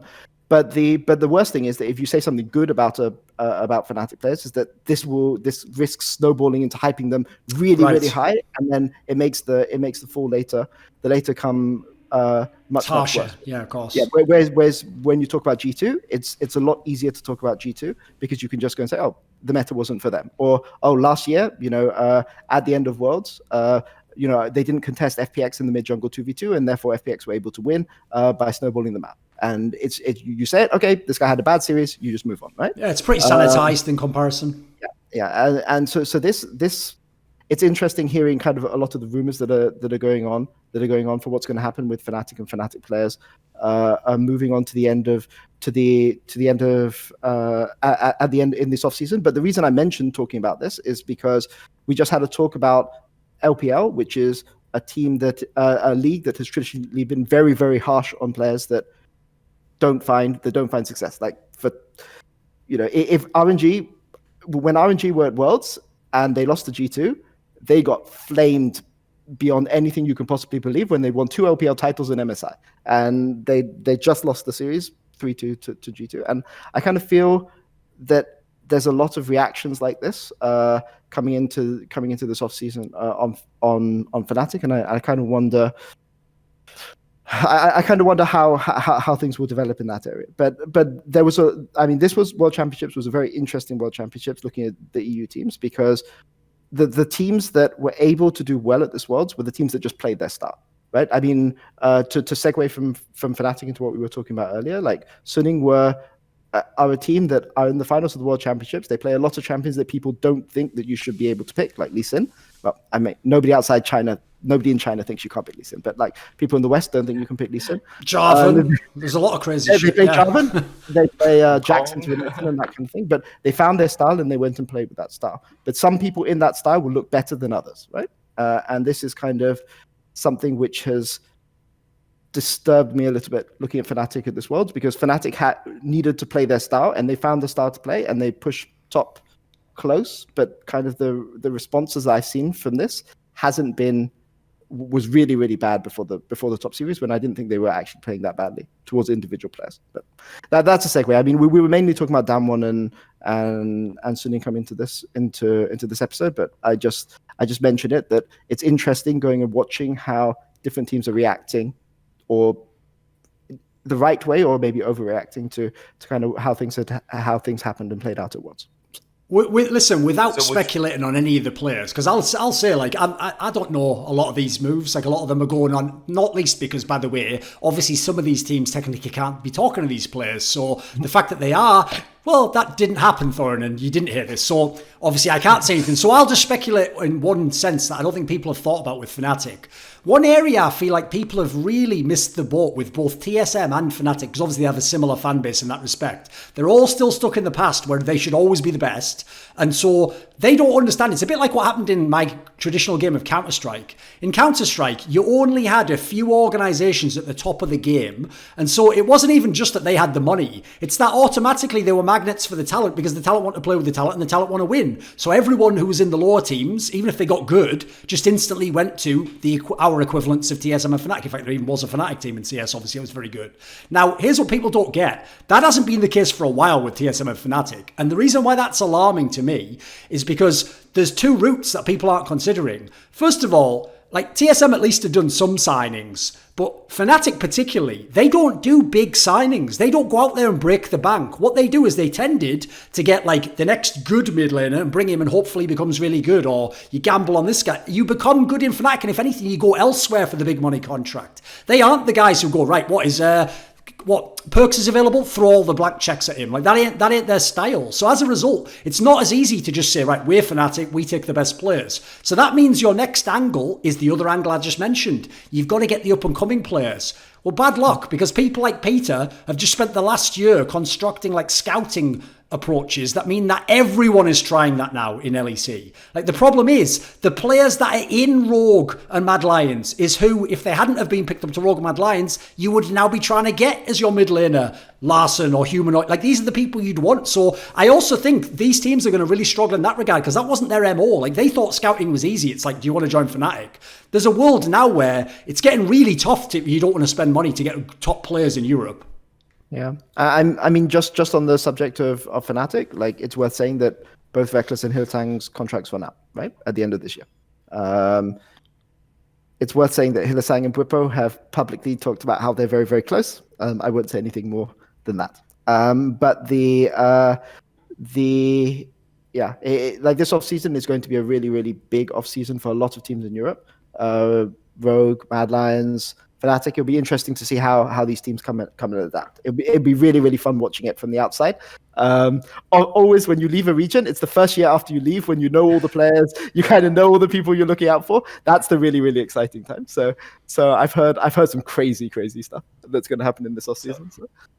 I kind of wanted to ask this about off season. Is like, have you guys heard of maybe like LEC or LCS implementing a salary cap? Because, like, with that on the horizon, I think that changes, like, a lot of how the landscape used to operate, especially for the LPL teams. It's like, a lot of LPL teams will have to be forced to kind of, like, diversify their mid and long term goals and stuff like that.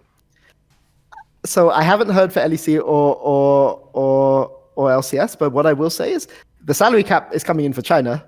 Is it next year? It's 2022, no? Or is it 2021 that it's the first year? I think it's 2021, though. Okay. Yeah. Because I thought they assessed you on your 2021 stat for how much you should. Because the way that they're calculating the salary cap in China is really, really interesting.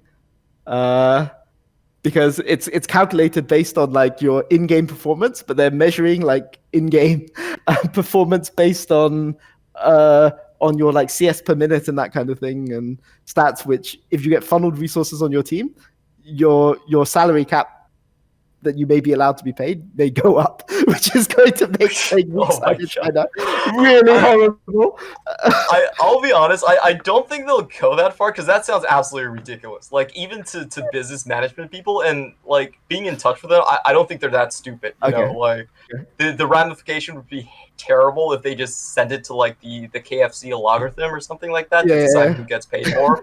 But Yeah, I think it's really interesting because, and I've always been really interested in this, like a GM perspective, because we have teams in LPL that are very explicit that, we're not actually here to win the entire thing. We're here to get the best players and to get the best equity, and maybe we can trade these players off. Where you have other teams like Top Esports and IG, it's like, we're going to spend the most money, we're going to win right now.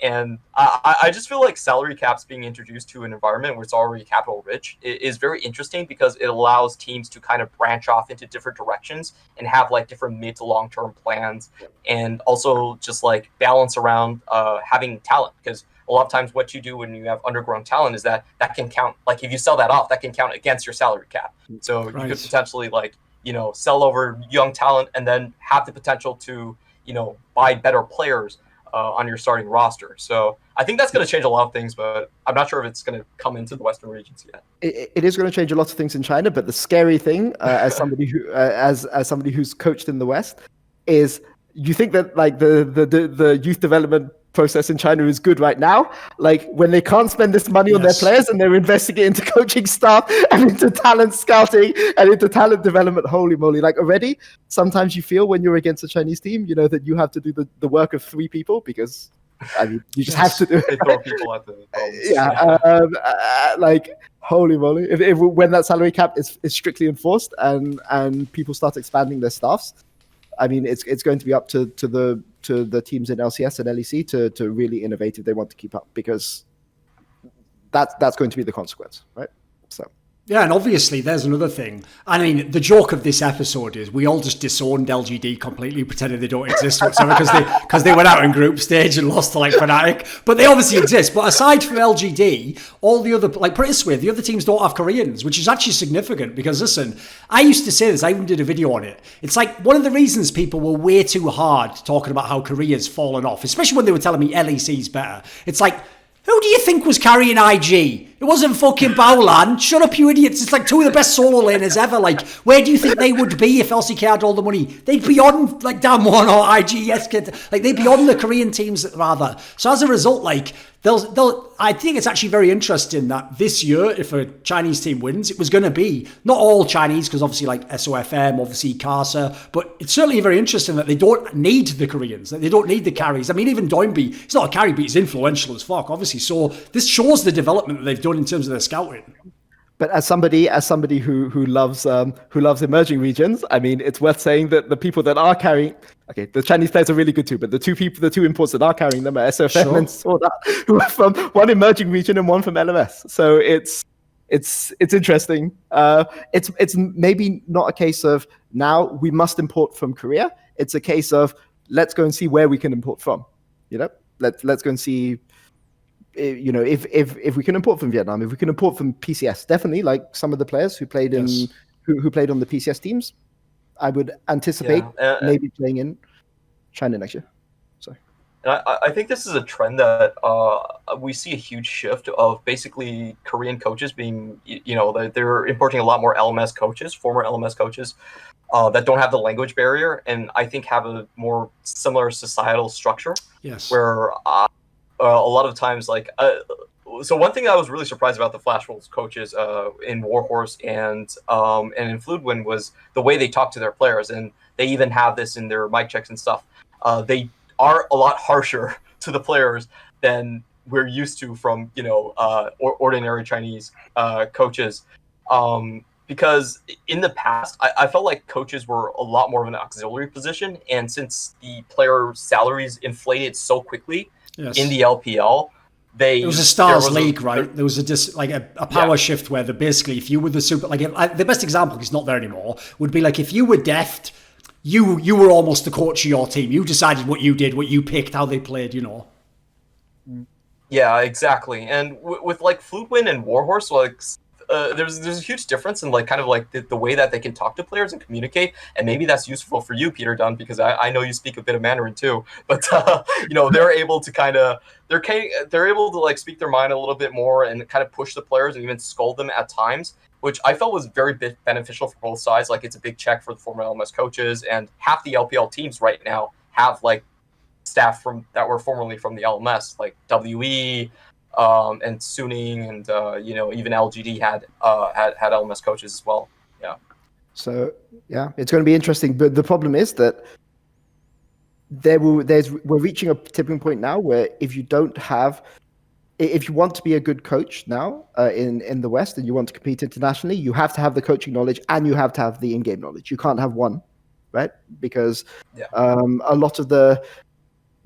there's a lot of churn of support staff in LPL, but it does mean that the good people are the only ones who are staying in their job. Yes.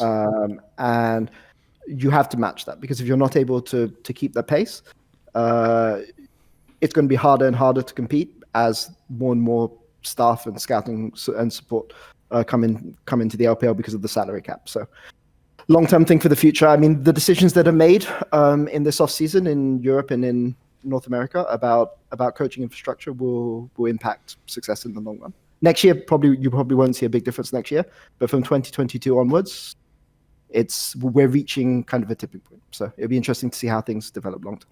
One thing I'd be very interested to get your take on, actually, Clement, is obviously the LMS. I mean, as people are probably getting the message here with all the people fleeing to LPL, the LMS doesn't exist anymore, and they made it.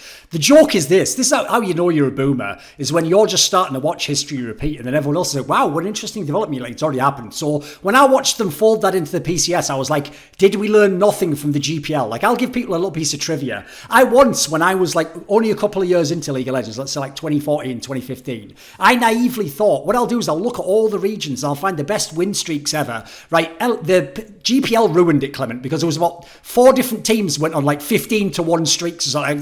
This has ruined the whole thing. Like, I was going to get like hyped about like, Blaze winning like 13 games or something like. And so what people don't get is, famously, the reason why they had to split it into LMS is the LMS teams, the Taiwanese teams, were just too good compared to, at the time, Vietnam, forget about like Philippines, Malaysia, like those teams were just, like I said, they were farmed for streaks basically. And so what the thing that's interesting is this: because LMS had not as good Worlds results, which is why they got the major region status taken away, and they folded it back in, I noticed that it made Western fans just forget Taiwan is a thing, and they just started thinking of all PCS teams as like, it's kind of like those scrappy Gigabyte Marines. It's like, whoa, like, listen, the matchy team surely showed you at this Worlds they were way better than that. Like, I would even say this, what I found cool about the teams from PCS is they do what I've always wished people like TSM would do, which is if you're nervous and the scrims are going badly, don't go and try and play a normal macro game against the team that you have every disadvantage against psychologically, lanes, draft. Like, what I love about the PCS teams is they play like an underdog should. They just try and do like haymaker punches from fucking level 1, picks that don't even make. That's why that Gigabyte Marines set was a great example of it as well. Like, they just go for it, dude. And listen, they're still not going to win Worlds, obviously, but it's fucking entertaining. It's actually. So I wanted to get, what's your thoughts on where PCS is at the moment? It's kind of a weird place, right? Yeah, I think there's a couple of problems with the PCS. I think number one is you see a huge undercutting of League of Legends players in general under like kind of the Garena system. Most of the younger and new and upcoming talent are heading towards mobile gaming. Oh, okay. So the age group like steadily went up for League of Legends. And the interesting thing is that the young mobile players actually transitioned back to League of Legends.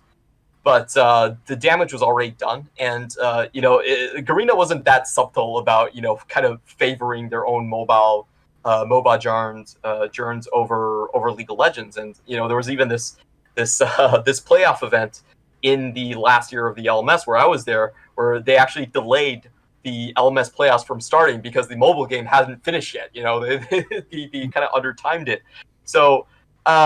There's that going on, and there's also like a huge undercut in terms of the viewership based on into the PCS. Like I was casting an amateur tournament this year, and the figures were about like 3 times higher than what they were in the actual PCS playoffs and finals matches. Okay. So there's a huge drawing away of attention to it, and also I think that it basically has become kind of a farm region for the LPL. I would not be surprised if we continuously see talent that previously played in Taipei just fly over to Shanghai. Like, it's a very short flight. Yeah, if people don't know, we also saw that elsewhere. Like, 4-4 was supposed to be the next mayor, but he barely was there. He was there for like 2 years or something. He was already gone. So, yeah, the drain is real. Yeah, so I'm not very optimistic about the chances of this region standing back onto its feet, and I actually see it more as like a potential region that they kind of restructure, perhaps Wild Rift around. I don't have any knowledge, but if I see the trajectory, I think that's probably what it is going to be like. And you already see like PCS has already been stripped away from Garena. It's not run by Garena anymore necessarily. So I think they're probably setting off towards that direction rather than it being like, top challenger or major region in League of Legends in the PC version. Okay. Yeah. What do you think, Peter? Because like as I alluded to, Matchy and PSG Talent showed that like Western teams have got to stop disrespecting regions they don't know. Like it's one thing if you talk about like Brazil and the ones that have never proven it really, but like they showed at this Worlds, dude. I'm sure they thought they were going to win those games easily and they were far from easy. Yep, it's funny you should say that, Thorin, because unfortunately you're talking to a coach that did manage to lose to a lot of the emerging region teams at this World Championship. I didn't want to bring it up, but we also conveniently didn't mention the planes, by the way, Peter. You're just here for your LPL knowledge. Yeah. I mean, I was hoping to dodge it, but no. But for sure, like there will always be opportunities. The problem is that there was people back in the sort of peak Flash Wars days. People were always concerned about importing people from LMS into LPL, simply because there are cultural risks associated with doing it. And I mean, even with Hong Kong players who declared. Even if people don't know, even the region aspect's very weird. Like the way they count it is based on where you start. So we're not going to go into that whole area, not least because I learned my lesson from past episodes of Clement, but we know what you're alluding to. but it allowed Flash Wars to have all of that long-term success, right? Because there was always a stigma against importing because it was considered a really, really high risk. It was considered a lower risk to import a Korean who couldn't speak the same language than it was to import somebody from LMS. Dude, I'll tell you a little side story very quickly. This is one area, listen, I actually don't in any way, I'm pretty sure people must know this by now, I don't consider myself an expert in League of Legends. I just know that you have to sort of push people who are experts to get them to make bold statements and really put themselves, and you have to sometimes prod them if you want to get all their thoughts. So one thing I'm good at is I'm a shit stirrer. Like I'm probably one of the best of all time at it. And one thing I will say is, I'm going to sound arrogant when I say this, but I actually do think I have a very good eye for talent. Like just from other games, I can sort of like get a sense of like, is this person going to go somewhere? And so I'm not exaggerating, right? This now, I won't reveal what team because it would be the biggest egg on their face ever. But in the same way as I've told the story that in the last off season, I told TSM top brass to their face, you can have Youngbuck if you want him. I could even put you in contact. And they literally were like not interested and then put like fucking Peter Zhang as the coach. So on similar lines, back in 2015, I told a big Western org, which think about what the LCS was like in 2015, like not a lot of talent, like it was like, that's when like Jensen and Bjergsen used to just style on everyone because it was such talent lack. I told them, if you just go to the LMS, I know how little Karsa and Maple make and they will come. They already can speak English like good enough to be in the team. Like they're not like only people who speak like Chinese. They can definitely speak like basic English. Like they would come. And this is what they told me. They were like, how good could they really be if they were from LMS? And it was like, well, you know what? That's why I wanted Karsa to win this world, so I could just go back to that guy like, you fucking idiot, I told you to get this guy when he used to get paid like less than some journalists in esports, put it that way, like not a lot of money back then. It used to be famously very low salaries. So like, people will never appreciate the talent in those regions because that's the problem. They were, like you say, they were kind of trapped there by circumstance. They just couldn't go anywhere. But the thing is now that people like SwordArt and Karsa, to a lesser, like Maple and... He didn't make it, let's be real. Yeah. I mean, they had rougher, let's say rougher transitions than their teammates. But now kind of those guys have succeeded and found success. It kind of opens the floodgates. Hopefully, yeah.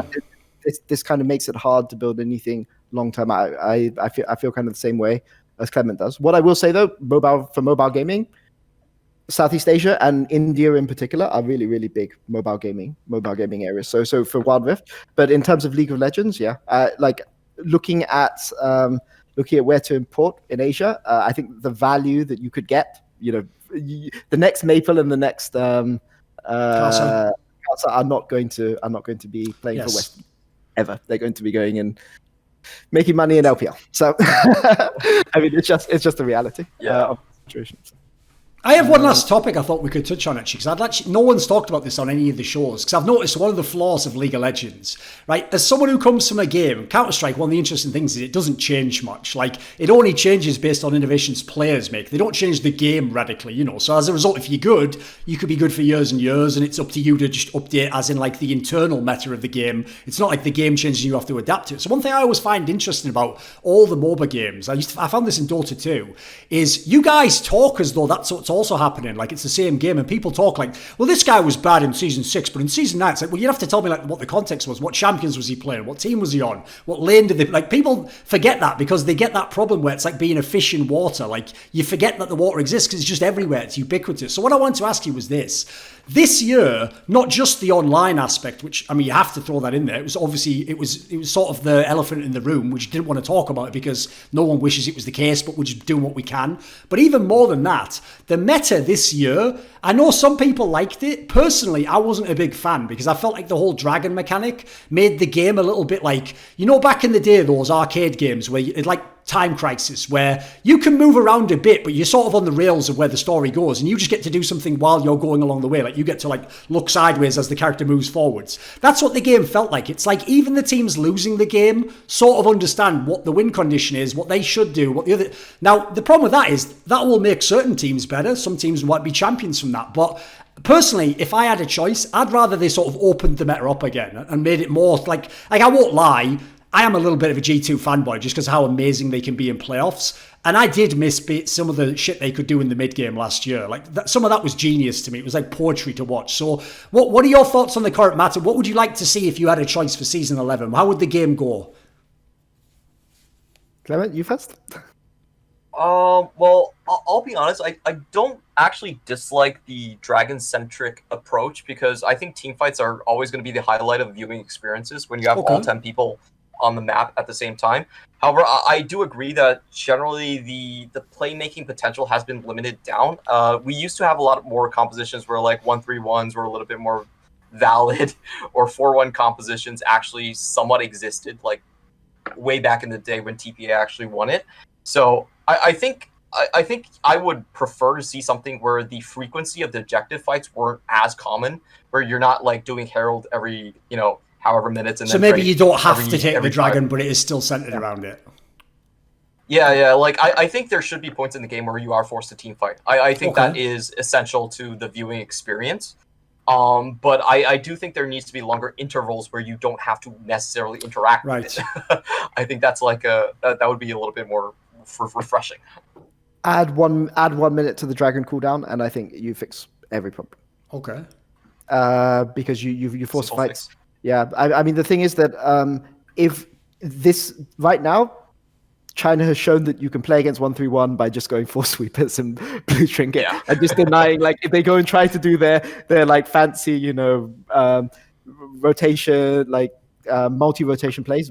I call them hover rotations, but like if they try to do sort of hover rotations and that kind of thing and try to advance vision lines slowly, you could just go 4 sweepers and just deny all of the vision and stop people playing that kind of style. So there are counters to this style which maybe didn't exist. Like those tools didn't exist in 2015 when Marin SKT won Worlds. Yes. Was 2015, yes. right? Yeah, 2015. Those sorts of countermeasures weren't as viable in 2015. So I think that I think that teams have adapted now. We've kind of learned a bit more, but I agree. Like if you just had 1 minute, and it would mean that if you were the split pushing team and you denied 1 Drake, that's a huge amount of extra time that you've been able to deny. Whereas I think here, like games where one team gets the first 4 Drakes are too fast. But if there was if you made that kind of later into the game, then you could kind of introduce this kind of split pushing style and, you know, this kind of smart rotational style that more map tension, I think. Yeah, exactly. Which G2 are actually, ironically, looking at this World Championships, probably the best team at doing. Yes. This is the first World Championships where I've gone in thinking, the way the G2 and Fnatic are playing macro and rotations is better than how the Asian teams are playing it, but you know, you can just still stack dragons and that's all you need to do and you win. So maybe all of this subtle play is just is a bad meta read. Listen, Clement, not to disagree here, mate, but I will, because when you say that, like, you know, for you, the excitement's like the team fights, you want to see them. Listen, sir, I am from Europe, and you have to understand, we are about side lanes. We're about, I get my strongest guy, no seconds. You meet me in the side lane with your strongest guy, and let's see who can win on guard, sir. That's what Europe is about. And also, I won't lie, you know, I was always mad biased, Clement, because all my favourite players are always on shit teams. So I have to have side lane, mate. Like, if it's team fights, we're done. They won't make it. If you break down the regions, that's why I'm always like an EU hater at my core. Because if you think about Flash Rolls versus Origin, like they had this like poetic early game. It was pure art, and then the 1-3-1, they couldn't just can't handle control it. They don't have the top lane, and then just auto lose. Like I think 1-3-1 is. Like 1-3-1 style is actually one of the most brain dead styles that you can play. You pick scaling champions, and then as long as all three of your lanes are across the river, then you're going to gain something out of it. You know, like I actually don't think 1-3-1s are the hardest comps to execute. Like 1-4s are far more difficult to actually play out correctly, and you know, there's a limit. Like, there's some limit where it was very EU favored back in season 3 and season 4, where I felt like, oh my god, this is actually brain dead. You know, this is. Well, let's I'm be not real. Really sure that this is great. That is, listen, I'll admit it's biased because again, here's another factor. If I want to see Europe do well, we've got all the fucking mid laners, so we need to have a scenario like that, Clement. Like, we can't just have team fights only. It's worth saying. It's worth saying that the metas that EU does best at international competitions are when mid lane is really effective and when support is really effective, like roaming support. Yes. So this Worlds was all about jungle and top lane, and it is what it is, right? And we had all the weak side top laners except Wonder, basically. So bad luck for us, I'm afraid. Bad luck for us. Also, by the way, Clement, you have to realise, this is where we all get our ultimate revenge on all the NA fans. Because I was talking earlier about how people pretend LMS doesn't exist. In this conversation, we just essentially pretended LCS is a minor region because you were like, I think 1-3-1s are brain dead, especially compared to a 1-4. NA's just sat there like, what's the one where we all go 5 mid and just fight like...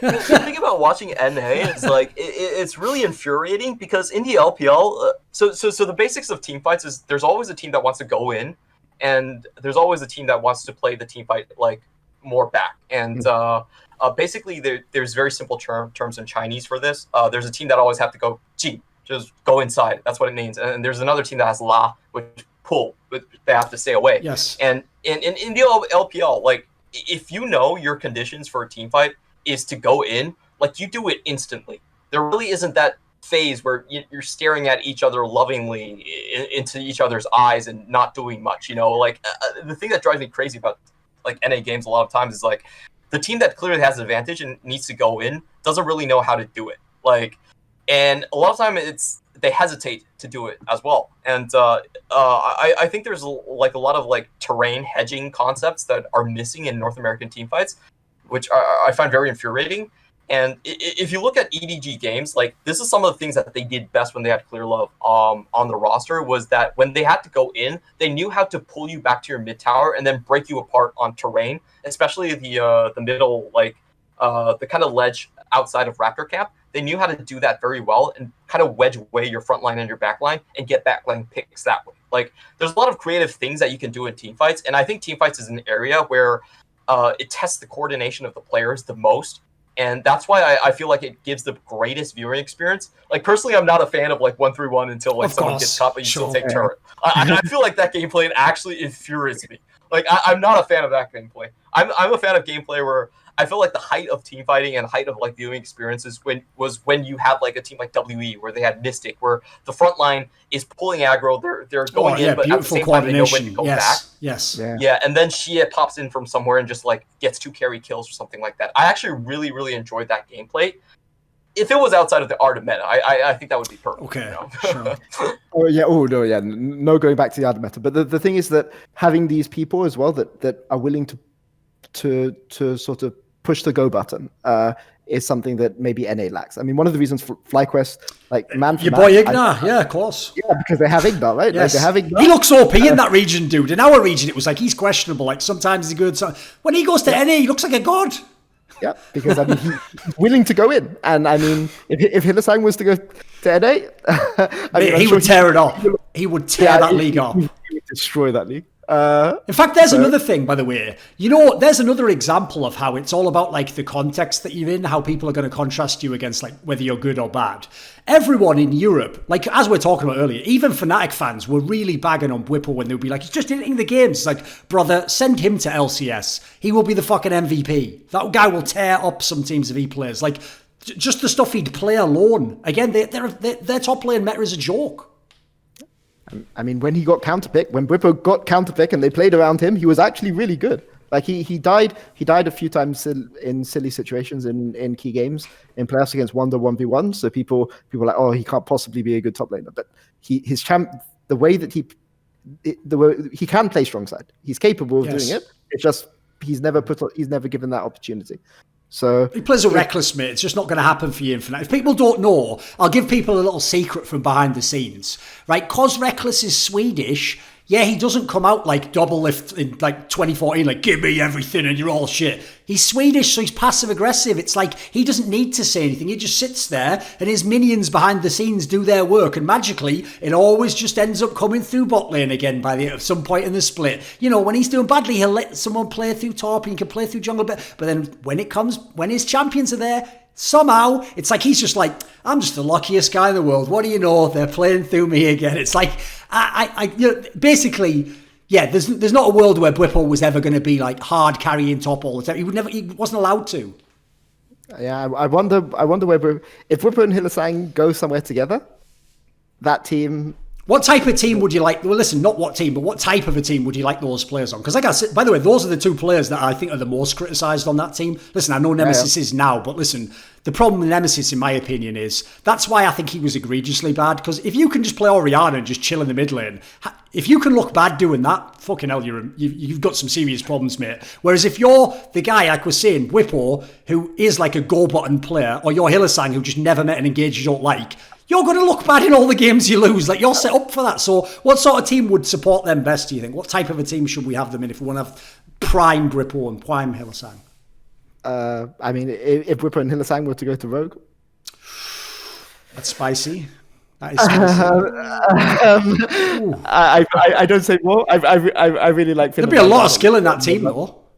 But I mean, like that team would be really. By the way, I'll even throw this in, Peter. I even feel like they would be amazing complements in as much as like they would balance out the playing style. Like if anything, Rogue was a little bit too passive sometimes, or the players thought you can just scale and win, like you said. Like I'd love to put a couple of go button players like that on the team.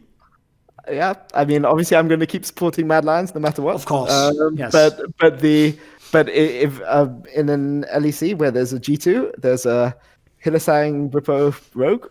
That's a really interesting situation. That's all I will say. See, all I'll say is I even held back the whole episode from like, listen, everyone probably knows because I actually like these guys. I thought it was going to be a good convo. I sort of went a bit easy when I did like the intro. You know, I was just kind of like it was backhanded compliment. But like at some point, I did think, Clement, of just saying to Peter, like, you had a really great year with Mad Lions. Like maybe next year get the Worlds. Oh God! Well, I mean, yeah. I mean, look. All I will say is I have spent my entire career talking about how good emerging regions are. That is true. That is true. How the gap is closing, and this year I proved it. So there you go. In the end, you were the savior of the emerging regions. Yeah, no one knew how it would happen. Yeah. Hey man, if you want coaching in the PCS, you're always welcome, man. I can hook you up. There we go. There we go. Thank you. If you can't beat him, join him. You know that's the motto. Yeah. Oh man, this World Championship is gonna be one to live in the memories anyway.